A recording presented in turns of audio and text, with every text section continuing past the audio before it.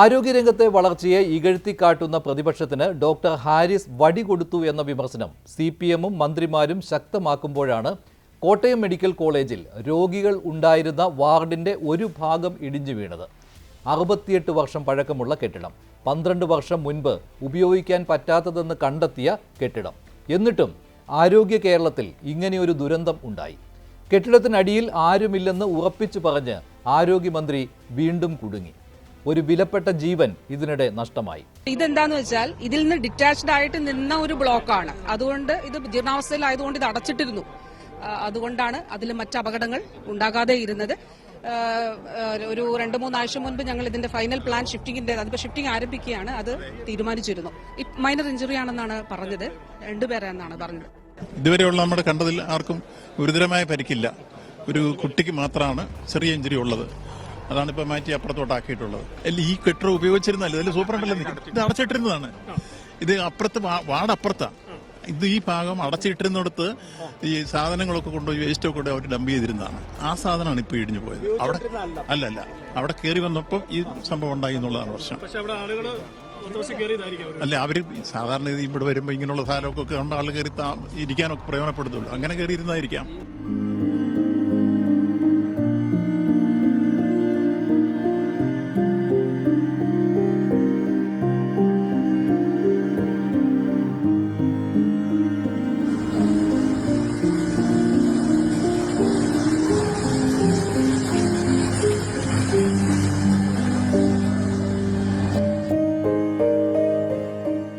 കൊച്ചിരുന്ന വാർഡിലുള്ള ആൾക്കാരെയൊക്കെ മാറ്റിയല്ലോ.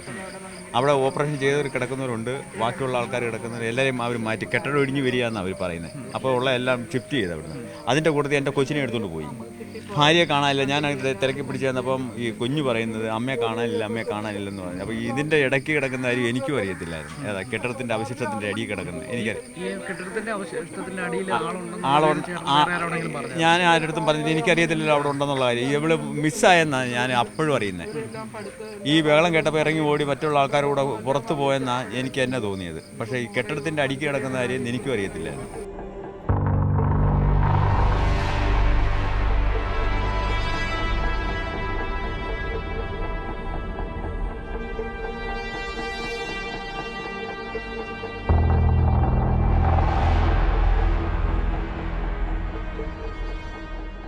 കോട്ടയം തലയോലപ്പറമ്പ് സ്വദേശി ബിന്ദുവിന്റെ ജീവൻ നഷ്ടമായതിന് സർക്കാരും ആരോഗ്യവകുപ്പും ഉത്തരവാദികളാണ്. സമ്മതിക്കുന്നില്ല എങ്കിൽ പോലും ആശുപത്രികൾ മികവിന്റെ കേന്ദ്രങ്ങൾ എന്ന് മേനി പറഞ്ഞ് ഒരു വിമർശനം പോലും കേൾക്കാൻ മനസ്സില്ലാതെ എതിർത്ത് പറയുന്നവരെ കൂട്ടത്തോടെ അടിച്ചിരുത്തി മുന്നോട്ടു പോകുന്ന സമയത്താണ് ഈ ദുരന്തം സംഭവിച്ചത്.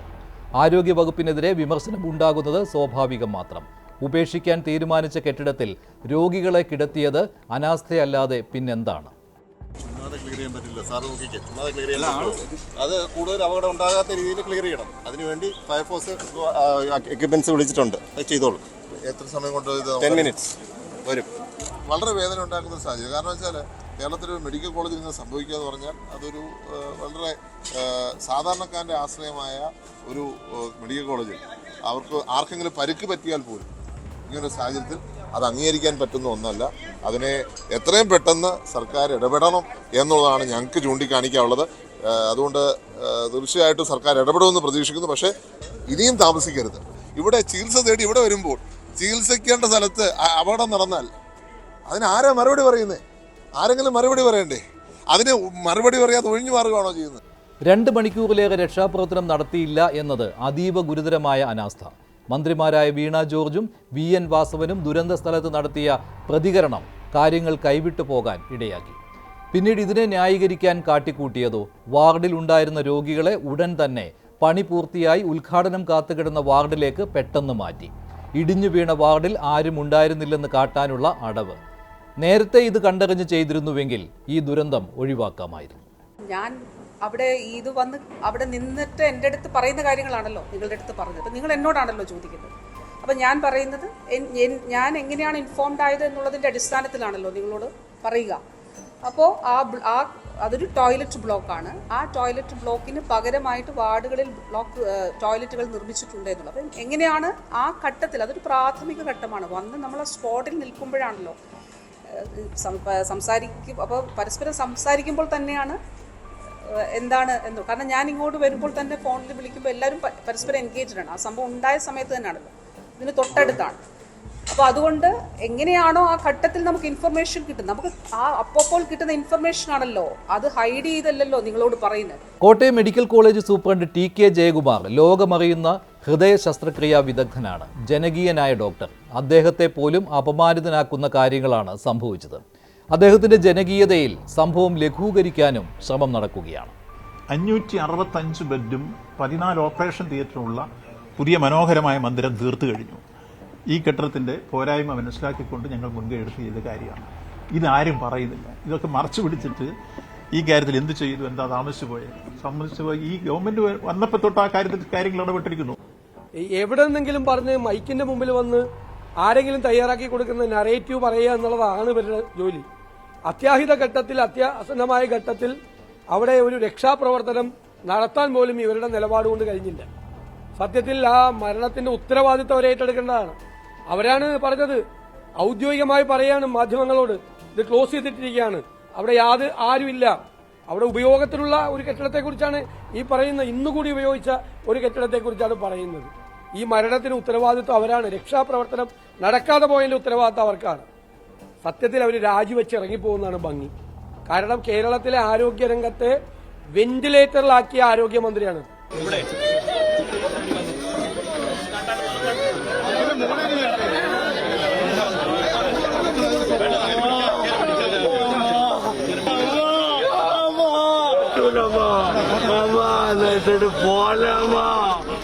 വാർഡിടിഞ്ഞു വീണ് മരിച്ച ബിന്ദുവിന്റെ സംസ്കാര സമയത്ത് ആ വീട്ടിലേക്ക് ചെല്ലാൻ പോലും മന്ത്രിമാർ തയ്യാറായില്ല. കുറ്റബോധം കൊണ്ടോ ജനരോഷം ഭയന്നോ? കോട്ടയത്തിന്റെ ചുമതലയുള്ള മന്ത്രി വി.എൻ. വാസവൻ പോലും ആളൊഴിഞ്ഞ ശേഷമാണ് വീട്ടിലെത്തിയത്. ഞങ്ങൾ ഈ കാര്യത്തിൽ ആ കുടുംബം മുന്നോട്ട് വെച്ച പ്രധാനപ്പെട്ട 4 കാര്യങ്ങൾ, അതിലേറ്റവും പ്രധാനപ്പെട്ട അവർ മുന്നോട്ട് വെച്ച ആവശ്യം ആ കുട്ടിയുടെ ചികിത്സയാണ്. വീണയുടെ ആ കുട്ടി അപ്പോളോ ഹോസ്പിറ്റലിലെ 4ാം വർഷ BSc നഴ്സിംഗ് വിദ്യാർത്ഥിനിയാണ്. അവിടെ വെച്ചുണ്ടായ ഒരു അസുഖത്തെ തുടർന്ന് ഇവിടെ വന്ന് മെഡിക്കൽ കോളേജിൽ അഡ്മിറ്റ് ചെയ്തതാണ്. ഒരു സർജറി അനിവാര്യമാണ്. ആ സർജറിക്ക് ആവശ്യമായ സൗകര്യം ചെയ്തു കൊടുക്കണം എന്നുള്ളതായിരുന്നു അവരുടെ ഒരു ഡിമാൻഡ്.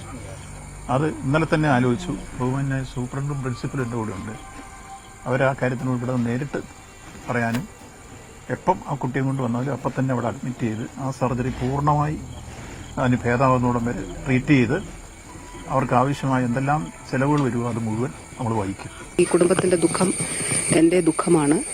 സർക്കാർ അവർക്ക് ഒപ്പം പൂർണ്ണമായിട്ടും ഉണ്ടാകും. ബഹുമാനപ്പെട്ട മുഖ്യമന്ത്രി ഇക്കാര്യം സംസാരിച്ചിരുന്നു. അപ്പോൾ അതിന്റെ അടിസ്ഥാനത്തിൽ ഉചിതമായിട്ടുള്ള തീരുമാനങ്ങൾ അത് ഉണ്ടാകും.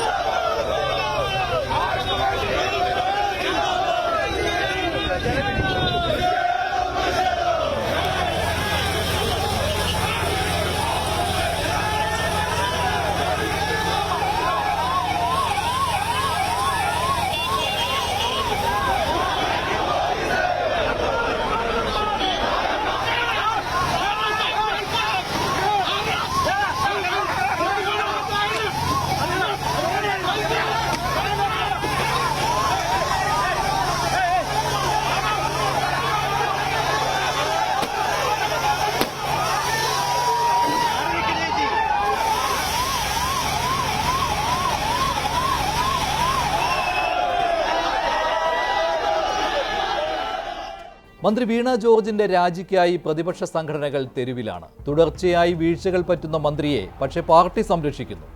പാർട്ടി സഖാക്കൾ പോലും മന്ത്രിക്കെതിരെ പരസ്യമായി പ്രതികരിക്കുന്നു. പത്തനംതിട്ടയിലെ ജോൺസന്റെയും രാജീവിന്റെയും ഒക്കെ വീണ വിമർശനങ്ങൾ ഗുരുതരമാണ്. അച്ചടക്കത്തിന്റെ വാളോങ്ങി വിമർശനങ്ങളെ പാർട്ടി പ്രതിരോധിക്കുന്നു. മുഹമ്മദ് റിയാസിനെ പോലെയുള്ള മന്ത്രിമാർ ആരോഗ്യമന്ത്രിക്ക് പിന്തുണയുമായി ഫേസ്ബുക്കിൽ നിറയുന്നു. ആരോഗ്യരംഗം വളരുന്നു എന്നതിലൊന്നും തർക്കമില്ല. എന്നാൽ 9 വർഷം കൊണ്ടാണ് ഇതെല്ലാം ഉണ്ടായത് എന്ന വാദം എങ്ങനെ അംഗീകരിക്കാനാവും? ഒരു തെറ്റും സംഭവിക്കുന്നില്ല എന്ന് എങ്ങനെ പറയാൻ കഴിയും? തെറ്റ് ചൂണ്ടിക്കാണിക്കുന്നവരെ നിശബ്ദരാക്കുന്ന പ്രവൃത്തിയാണ് ഇപ്പോൾ നടക്കുന്നത്. കോട്ടയം മെഡിക്കൽ കോളേജിൽ ഒരു ജീവൻ നഷ്ടമായത് അനാസ്ഥ കൊണ്ടാണ്. കെട്ടിടം ഉപയോഗിക്കരുതെന്ന് അറിയാവുന്നതാണ്. എന്നിട്ടും രോഗികളെ കിടത്തി. രോഗികളും കൂട്ടിരിപ്പുകാരും ഉണ്ടെന്നറിഞ്ഞിട്ടും ഉപേക്ഷിച്ച കെട്ടിടമെന്ന കള്ളം പറച്ചിൽ, 2 മണിക്കൂറിലേറെ രക്ഷാപ്രവർത്തനം വൈകിയത്. സിസ്റ്റം തകരാറിലാണെന്ന് സമ്മതിക്കുന്ന ആരോഗ്യമന്ത്രി തന്നെയല്ലേ ഈ സിസ്റ്റത്തിൻ്റെ തലപ്പത്ത്? എല്ലാ ഉദ്യോഗസ്ഥരുടെയും ഡോക്ടർമാരുടെയും തലയിൽ കെട്ടിവെച്ച് രക്ഷപ്പെടാനാണെങ്കിൽ ഭരണകൂടത്തിൻ്റെ ആവശ്യമില്ല, മന്ത്രിയുടെയും. എന്തൊരു മാറ്റമാണ് നമ്മുടെ ആശുപത്രികളിൽ. ഞാനൊക്കെ അവിടെ പോയി ചികിത്സിച്ചാലോ എന്ന് ആലോചിക്കുകയാണ്. പക്ഷേ ഞാൻ പോയാൽ ആളുകൾ പറയും ഇയാളെന്തൊരു പിശുക്കനാണ്, അയാൾ വലിയ സമ്പന്നനാണ്, അപ്പോൾ എല്ലാ ചികിത്സാ ചെലവും വഹിച്ചുകൊണ്ട് പ്രൈവറ്റ് ആശുപത്രിയിൽ പോയി ചികിത്സിക്കാനുള്ള സൗകര്യം അദ്ദേഹത്തിനുണ്ട്. അതുകൊണ്ടാണ് ഞാൻ പോകാതിരിക്കുന്നത്. പക്ഷേ എന്തൊരു സൗകര്യമാണ് ഇപ്പോൾ ഒരുക്കിയിട്ടുള്ളത്.